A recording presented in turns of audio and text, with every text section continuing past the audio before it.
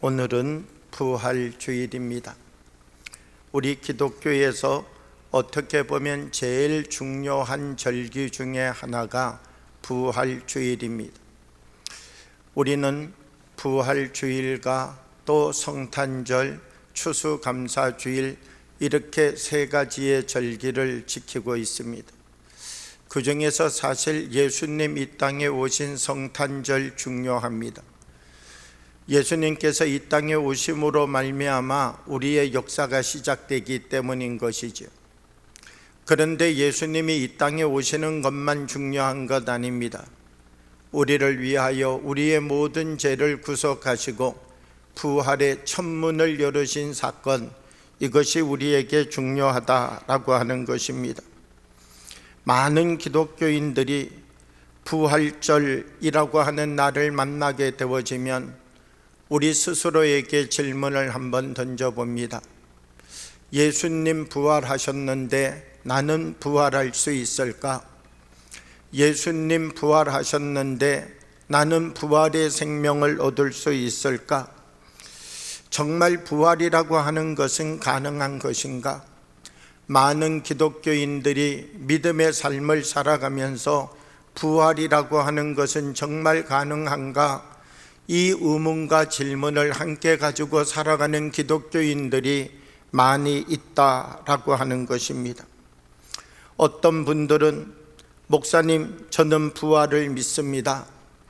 저는 예수님께서 부활하신 것을 믿습니다. 이렇게 이야기를 하는데 그분이 살아가는 삶의 모습을 보면 부활을 믿지 않는 사람입니다. 그분이 이야기하고 그분이 사람과의 관계를 맺어가는 것 보면 부활을 믿지 않는 사람입니다. 부활을 믿으면 그렇게 살 수 없습니다. 부활을 믿는다면 그렇게 행동할 수 없습니다. 부활을 믿는다면 우리가 세상의 사람과 똑같은 삶을 살 수 없습니다. 부활이라고 하는 것은 우리가 한번 경험하게 되어지면 소멸되어지는 것이 아닙니다. 부활이라고 하는 것을 만나고 부활이라고 하는 것을 체험하게 되어지면 우리의 인생이 달라집니다.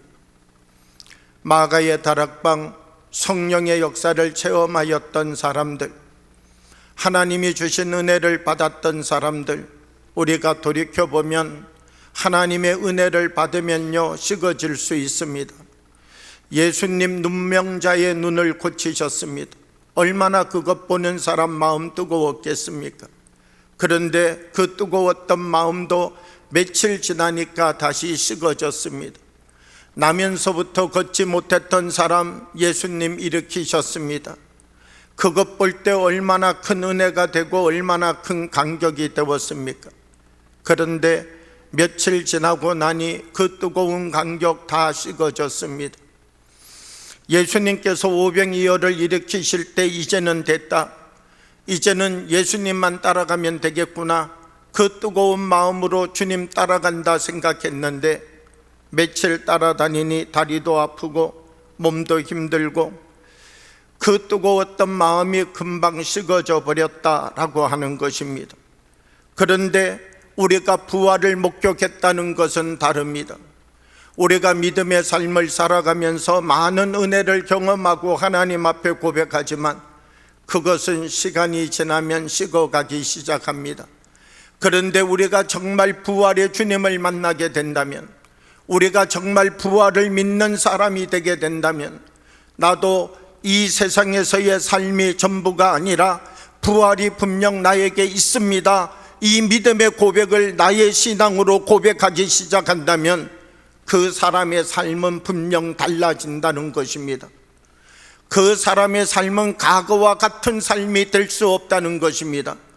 부활을 본 사람과 부활을 보지 못한 사람의 삶은 결코 같은 삶이 될 수 없다라고 하는 것입니다. 많은 사람들이 세상을 살아가면서 믿음을 가지고 있음에도 불구하고 부활을 의심하는 사람들이 많이 있습니다.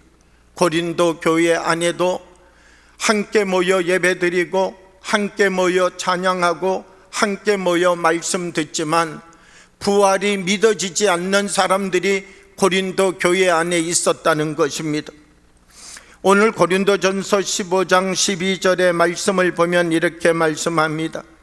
예수께서 죽은 자 가운데서 다시 살아나셨다 전파되었거늘 너희 중에서 어떤 사람들은 어찌하여 죽은 자 가운데서 부활이 없다 하느냐.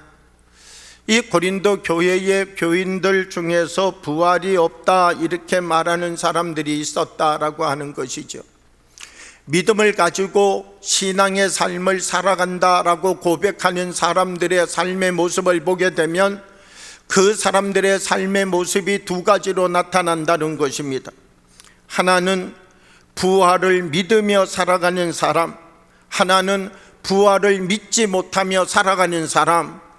하나님 앞에 나와서 똑같은 예배자로, 하나님 앞에 나와서 똑같이 하나님 앞에 기도드리고 말씀 읽고 경배하는 삶을 살아가고 있는데 그 사람들의 영적인 모습을 들여다보게 되면 영적인 모습이 두 가지로 나눠진다는 것이죠. 부활을 정말 믿는 사람과 부활을 믿지 못하는 사람, 이 두 가지의 사람으로 나누어진다라고 하는 것입니다.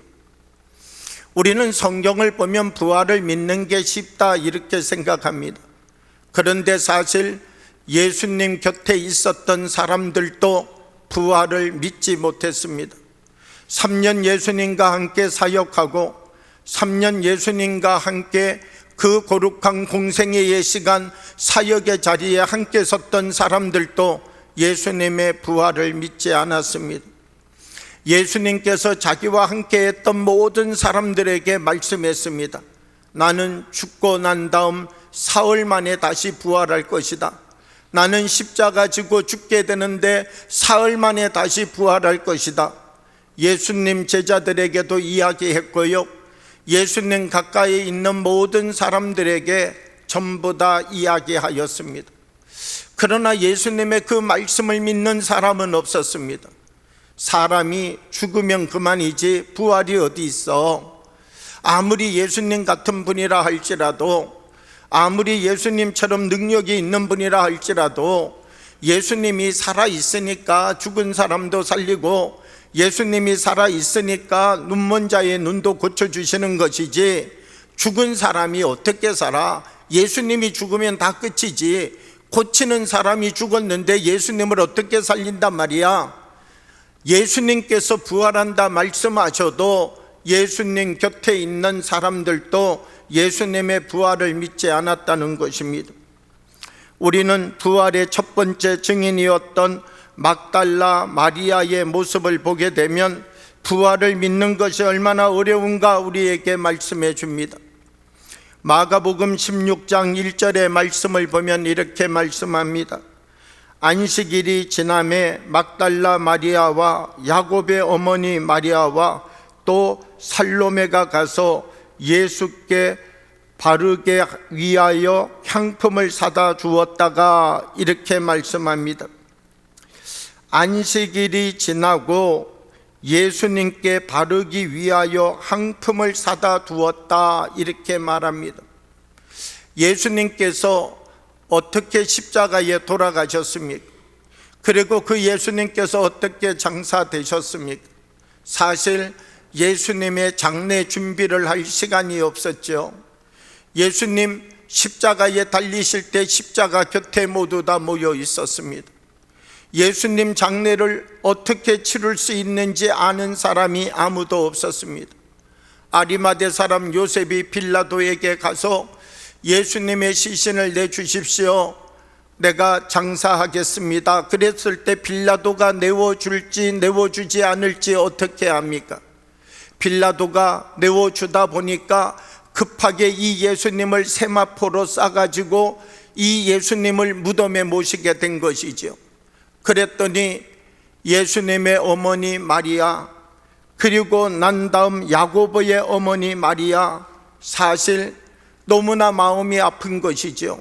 우리 예수님 돌아가셨는데 예수님에게 우리가 찾아가 가지고 예수님의 몸에다가는 기름을 발라주고 예수님 머리에다가는 감람유를 발라주어야 되는데 우리가 예수님께 아무것도 해드린 게 없구나. 그러니까 이제 빨리 준비하여서 안식일이 끝나게 되면 이른 아침 일찍 예수님 무덤 찾아가서 예수님의 몸에다가 우리가 기름 발라주고 우리가 예수님의 몸에다가 향유 뿌려 드려야 되겠다.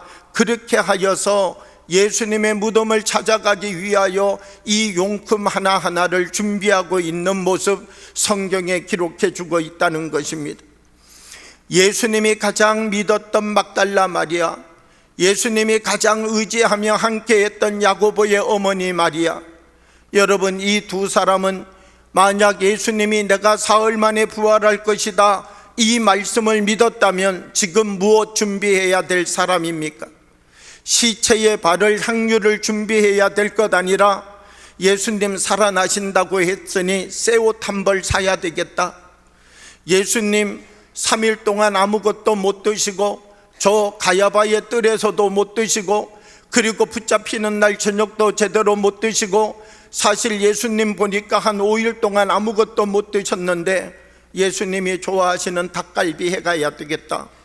예수님이 좋아하였던 양갈비 이것 내가 한 짐 해가지고 가서 부활하신 예수님께 먹여드려야 되겠다. 그리고 준비해야 될 것 아닙니까?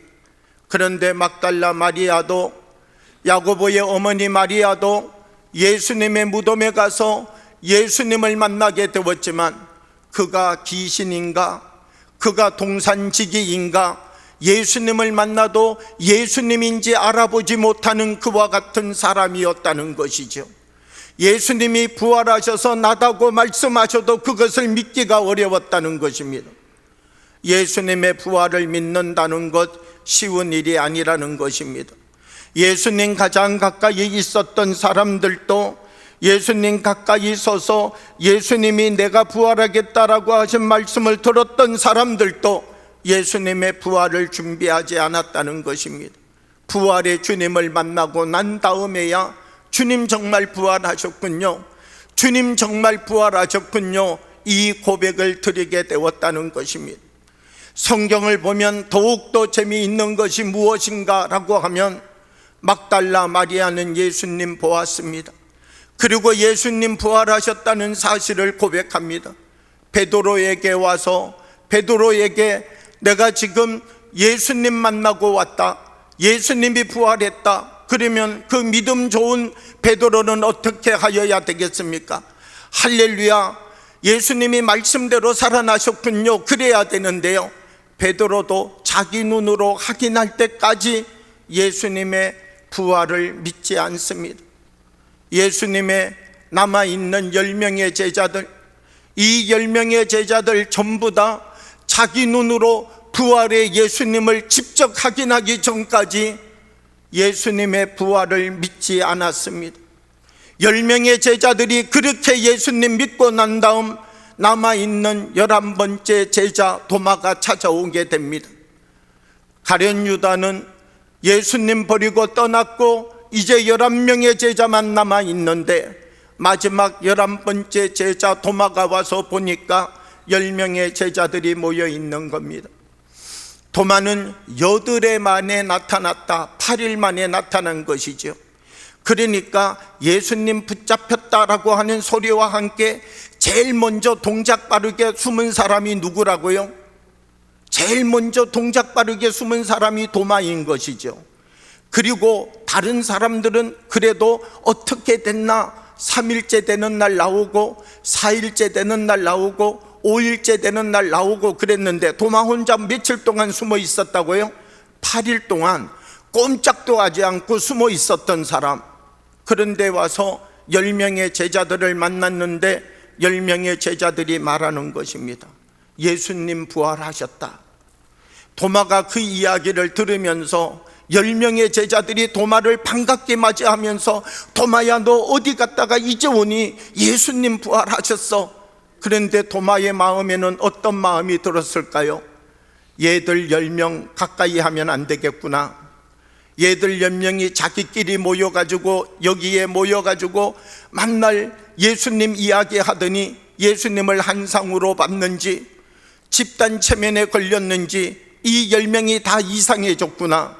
이 10명과 내가 가까이 지냈다가는 나의 인생도 이상해지겠구나. 이제는 이 10명과도 잘라설 때가 됐구나. 아마 도마라고 하는 사람은 그런 마음 가졌을 수 있습니다. 10명의 사람이 다 예수님 만났다라고 하는데 나는 받아들일 수 없는 것, 그게 부활의 사건이라는 것입니다. 예수님 그 자리에 나타났습니다. 도마에게 손을 보여주셨습니다. 도마야, 너의 손가락을 가지고 와서 나의 못 박힌 이 못자국에다가 너의 손가락을 넣어보아라. 도마야, 너의 손을 가지고 나의 찔렸던 창자국 여기에다가 너의 손을 넣어보아라. 그리고 너는 믿음 없는 자가 되지 말고 믿음 있는 자가 되라. 도마는 거기에서 부활의 예수님을 만나게 되었습니다. 나의 주, 나의 하나님. 이 도마는 그 자리, 살아계신 예수님을 만나는 이 자리, 부활의 주님을 만나는 이 자리가 그의 인생을 바꾸는 자리가 되었다는 것입니다. 도마에게도 얼마나 많은 은혜의 날이 있었겠습니까? 예수님 3년 동안 따라다니며 얼마나 많은 결심을 했던 시간들이 도마에게 있었겠습니까? 그런데 이 도마, 예수님께서 권능을 베푸실 때 박수치고 나도 저렇게 살아야지 그런 도전을 받았지만 며칠 지나면 식어버렸습니다. 그 은혜의 말씀을 들었지만 며칠 지나면 식어버렸습니다. 도전도 받았지만 며칠 지나면 옛사람으로 돌아갔습니다. 그런데 부활의 사건은 다릅니다.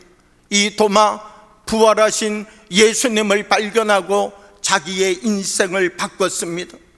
부활이라고 하는 사건은 하나님이 주시는 은혜를 받는 사건과 다릅니다. 우리가 하나님의 은혜를 경험해도 식을 수 있습니다. 하나님의 놀라운 성령의 역사를 경험해도 옛사람으로 돌아갈 수 있습니다. 방언의 은사를 받고 예언의 은사를 받아도요, 3달 4달 지나고 나면 다시 옛사람 그 모습으로 돌아가 있는 많은 사람들을 보게 된다는 것입니다. 그러나 부활의 주님을 만나면 다릅니다. 부활의 주님을 만나면 결코 옛사람으로 돌아갈 수 없습니다. 부활의 주님을 만나면 결코 옛사람과 같은 삶을 살아갈 수 없습니다. 은혜를 받는 것도 중요하지만 부활의 주님을 만나는 사건이 우리들에게 더 중요하다는 것입니다. 나는 예수님 믿는데 나의 삶에 변화가 일어나지 않습니다. 나는 예수님 믿는데 옛날이나 지금이나 똑같습니다 라고 하는 분은 다른 말로 바꾸어서 이야기하면 나는 아직 부활의 주님을 만나지 못했습니다, 이 고백을 하고 있는 것과 같다는 것입니다. 예수님 앞에 우리가 예수님의 사람으로 서기 위하여서는 무엇이 필요한가? 부활의 주님을 만나야 됩니다. 우리에게서 부활의 사건이 해결되어져야 된다는 것입니다. 왜 부활의 사건이 해결되는 것이 중요한가? 이 세상에서의 삶이 전부가 아니라, 이 세상에서의 삶이 우리의 인생의 끝이 아니라 하나님 나라가 있음을, 하나님의 세계가 우리를 기다리고 있음을, 주님께서 새 생명을 가지고 우리들에게 이 땅을 넘어서서 사망의 권세를 깨뜨리신 하나님의 생명이 있음을 바라보고 기억하고 그 생명을 사모하며 살아가는 사람은 인생의 삶이 바뀌어진다는 것입니다. 우리가 믿음의 삶을 살아도 부활의 신앙이 어렵습니다. 많은 사람들이 믿음의 삶을 살아가기를 고백하지만 한 사람 한 사람 부활의 신앙으로 거듭나는 것이 결코 쉽지 않다는 것입니다. 노먼 앤더슨이라고 하는 기자가 있었습니다.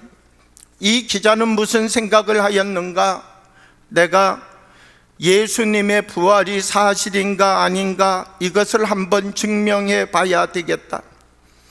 예수님의 부활이 사실이 아니라고 하는 사실을 내가 꼭 찾아내어서 예수님의 부활이 조작된 것이다 라고 하는 것을 내가 온 세상 사람들에게 다 밝혀내야 되겠다. 기자가 가지고 있는 특징이 있죠. 요것 좀 긍정적으로 생각하고 긍정적으로 볼 수 있는데도 거기 뭔가 이상한 물음표를 하나 달아가지고 요거 내가 꼭 한번 해결해 봐야지. 노만 앤더슨이라고 하는 사람도 기자이고 언론인이며 법률가였는데요, 예수님의 부활이 조작된 것이다, 내가 이걸 꼭 밝혀내겠다. 그리고 그가 연구를 시작하였습니다. 역사를 공부하기 시작하고 예수님의 부활과 더불어 제자들의 움직임을 확인하기 시작하였습니다.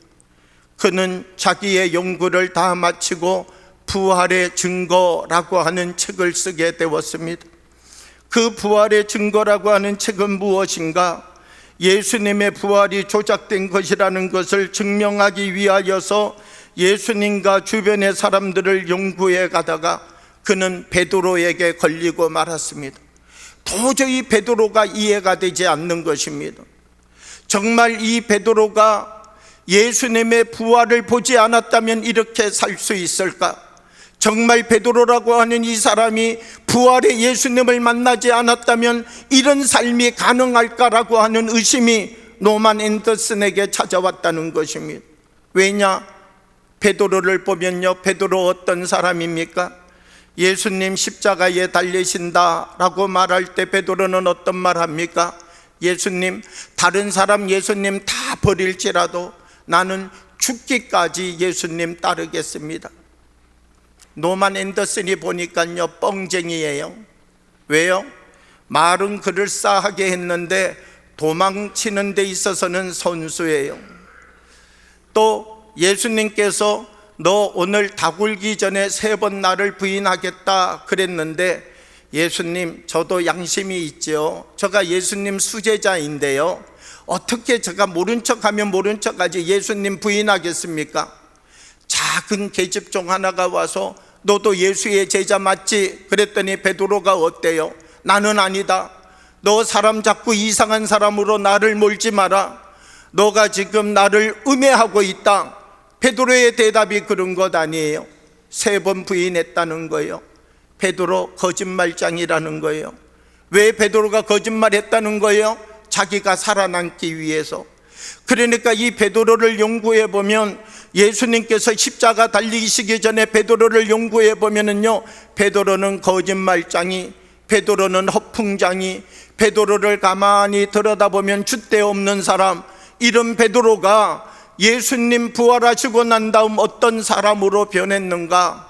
아니, 예루살렘 거리에 나가서 하루에 말씀을 증거했는데 3,000명이 변화되는 역사가 나타났다는 거예요. 그 예루살렘 거리 무서워서 집에 숨어서 밖에도 나오지 못하던 그 사람, 작은 계집종 하나가 하는 말에도 벌벌 떨어가지고는 아니다 아니다 아니다 부인했던 이 베드로라고 하는 사람이 산헤드린 공의회 앞에 서게 되었다는 거예요. 여러분, 산헤드린 공의회가 얼마나 무섭습니까? 우리나라 국회와 같은 곳이죠. 거기에 나와서 증언을 하는데 뭐라고 말하는가라고 하면, 이 베드로가 하나님 말씀 앞에서 너희 말 듣는 것이 하나님 말씀 듣는 것보다 옳은가 판단하라. 아니, 배짱이 생겨도 하루아침 어떻게 이런 배짱이 생길 수 있다는 거예요. 어저께까지 겁쟁이였는데, 어저께까지 허풍쟁이 거짓말장이었는데, 이 베드로가 50일도 지나기 전에 어떤 사람으로 변했는가?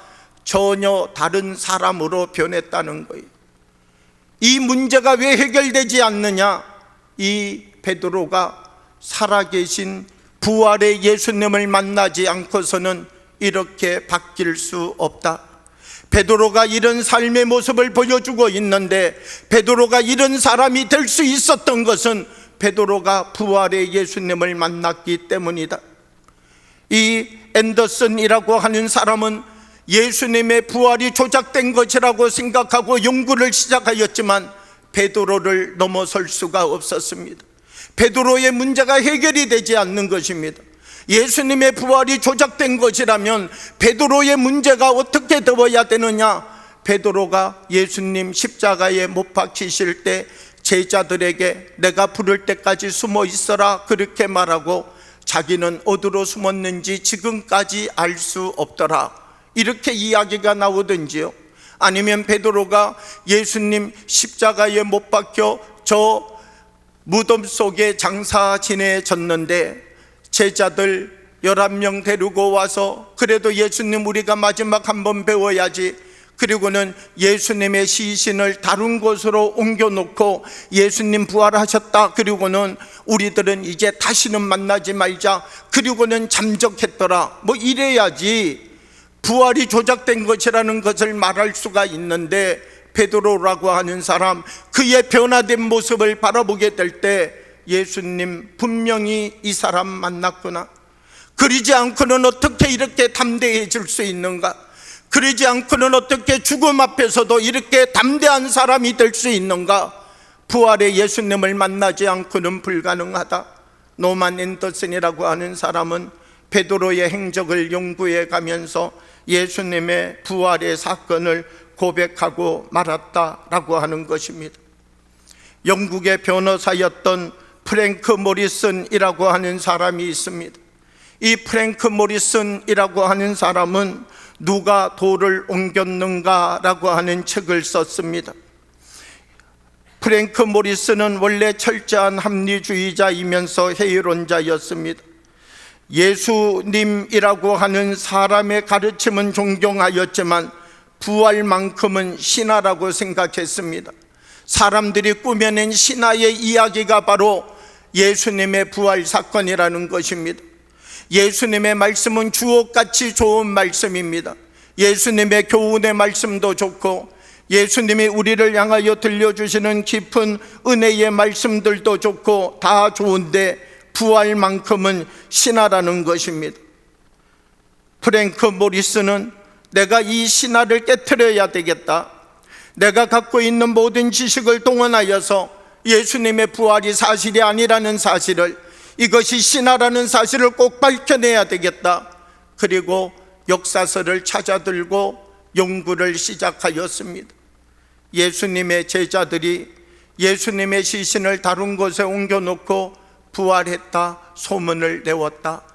이 관점에서 보면서 하나하나 연구를 시작해 간 것이었습니다. 그런데 이 프랭크 모리슨, 이 앞에도 장애물이 생기게 되었습니다. 어떤 장애물이 생기게 되었는가? 12명의 제자들의 행적이 이해가 되지 않는 것입니다. 가룟 유다라고 하는 제자, 그를 대신하여서 마띠아라고 하는 제자를 뽑았는데 이 마띠아라고 하는 제자가 들어와서 다시 예수님의 제자는 12명이 되게 됩니다. 이 12명의 제자들을 연구해 가는데 도저히 이해가 되지 않는 것입니다. 무엇이 이해가 되지 않는가? 이 12명의 제자들이 다 살아계신 예수님을 만나지 않았다면 이런 삶을 살 수 없다. 사도 요한 한 사람을 제외하고 11명의 사람이 다 순교하였습니다. 만약 이 제자들이 예수님의 시신을 훔쳐다가 다른 곳에 몰래 묻어놓고 예수님 부활하셨다 이렇게 말하였다면 자기의 거짓말을 위하여서 순교할 사람이 누가 있겠는가라고 하는 것입니다. 이 12명의 제자 모두가 순교의 자리에 섰다는 것은 무엇인가? 이 12명의 제자 모두 다 살아계신 부활의 예수님을 만났다라고 하는 것입니다. 프랭크 모리슨은 자기의 책의 결론부를 이렇게 썼습니다. 나는 이 책을 다른 방식으로 쓰려고 했다. 그러나 끝에 가서는 증거의 힘에 눌려져서 원래의 계획과는 정반대의 책을 쓸 수밖에 없었다. 그는 자기가 쓰고자 하는 방향이 있었는데 연구하고 연구해 가다가 보니까 예수님의 부활이 정말 맞구나. 누구를 통하여서 알게 되었다고요? 제자들의 삶을 통하여 알게 되었다는 것입니다. 이 제자들 12명이 사도 요한을 제외한 11명의 모든 사람들이 다 순교했다는 것입니다. 부활의 예수님을 만나지 않고는 도저히 불가능한 일들을 제자들이 감당해 내었다라고 하는 것이죠. 베드로는 로마에서 거꾸로 십자가에 못 박혀 예수님을 증거하다가 순교를 당하고, 안드레는 그리스에서 복음을 전하다가 X자형 십자가에 매달려 이틀 동안 거기에 묶여 있다 순교를 당하고, 야고보는 예루살렘에서 칼로 목을 베임당하여 순교를 당하고, 요한은 기름가마에, 끓는 기름가마에 던져졌지만 그 기름가마로부터 튕겨 나와가지고 반모섬으로 유배를 가고, 빌립은 소아시아의 기둥에 매달려 복음을 전하다가 사람들이 던지는 돌에 맞아 순교를 당하였고, 바돌로메라고 하는 사람은 아르메니아에서 살가죽이 벗겨지는 이와 같은 형벌을 받아 순교의 자리에 서게 되었고, 마테라고 하는 사람은 에티오피아에서 칼에 맞아 순교하였고, 도마라고 하는 사람은 복음을 전하다가 저 인도 마드리스에서 창에 찔려 순교를 하였고, 야고보라고 하는 사람은 이집트의 오트리카네라고 하는 곳에서 톱으로 몸이 잘라지는 형벌로 순교를 당하였고, 다데오라고 하는 사람은 페르키아 지역에서 복음을 전하다가 화살에 맞아 순교하였고, 시몬이라고 하는 사람은 페르시아에서 톱으로 켜지는 자리에 서서 순교를 당하였고, 마띠아라고 하는 사람은 에티오피아에서 돌에 맞아 순교를 당하였고, 예수님의 12명의 제자들이 다 순교의 자리에 섰다는 것입니다. 살아계신 예수님을 만나지 않고는, 부활의 예수님을 만나지 않고는 불가능한 일들을 이 제자들이 해내고 있었다라고 하는 것입니다. 만약 이 12명의 제자들이 부활의 주님을 만나지 않았다면 어떻게 이 자리에 설 수 있느냐라고 하는 것이죠. 사도 바울은 이렇게 말합니다. 고린도전서 15장 7절의 말씀, 그 후에 야고보에게 보이셨으며, 예수님의 동생 야고보도 예수님 믿는 사람 아니었습니다. 오히려 예수님을 핍박했던 사람이 예수님의 동생 야고보였습니다. 이 야고보가 어디에서 바뀌었다고요? 부활의 주님을 만나고 난 다음 바뀌었다는 것입니다. 그래서 결국 초대교회의 지도자가 되게 되었다라고 하는 것이죠. 하나님의 역사는 무엇을 통하여 나타나는가? 우리가 부활을 믿느냐, 이것을 통하여 나타난다는 것입니다. 우리가 믿음의 삶을 살아가는데 왜 세상의 사람과 똑같은가? 우리가 믿음의 삶을 살아가는데 왜 세상의 사람과 구별이 되지 않는가? 부활의 주님을 만나지 못했기 때문이라는 것입니다. 사랑하는 여러분, 오늘 이 부활절을 맞이하여서 우리들 한 사람 한 사람 부활의 주님을 만나는 날이 되어지기를 원합니다. 산 소망을 발견하는 날이 되어지기를 원합니다. 내가 원하는 대로, 내가 생각하는 대로, 내 기준대로 앞으로 남아있는 나의 인생의 삶을 계속해서 살아간다면 우리는 예수님 만난 사람 아닙니다. 부활의 주님을 만난 사람은 은혜를 한번 받는 것과 다릅니다. 부활의 주님을 만난 사람은 병자가 앞에서 고침 한번 받는 것과 다릅니다. 부활의 주님을 만난 사람은 방언을 한번 말하고 예언을 한번 말하는 것과 다릅니다. 부활의 주님을 만난 사람은 자기의 인생이 바뀝니다. 하나님의 나라가 보이기 때문입니다. 이 세상이 전부가 아님을 고백하고 발견하게 되기 때문입니다. 예수님의 12명의 제자들 다 그 자리에 섰습니다. 어떻게 그 자리에 설 수 있었을까요? 부활의 주님을 만났기 때문입니다.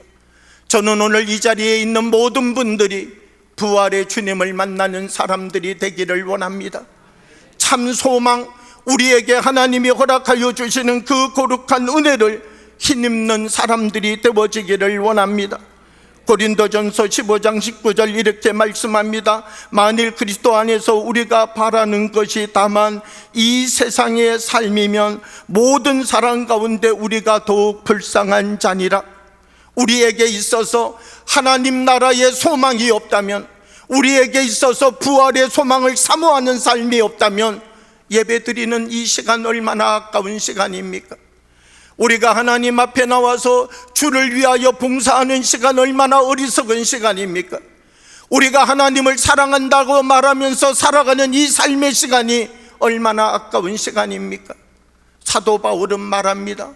우리의 믿음의 선조들을 보면 이미 예수님 부활하셨다는 것을 그들의 몸으로 보여주고 있다는 것입니다.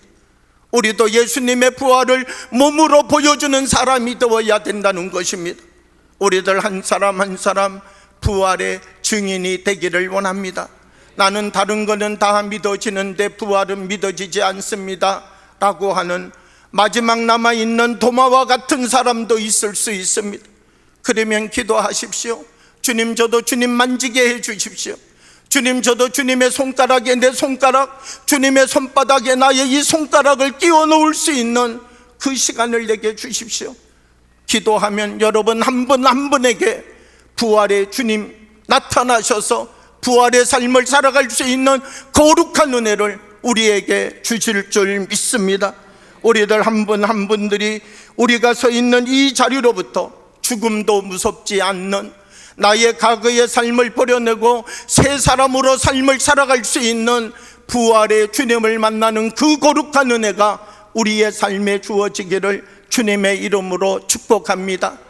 함께 기도드리겠습니다. 사랑의 아버지 하나님, 우리에게 부활의 첫 열매가 되어주셔서 감사합니다.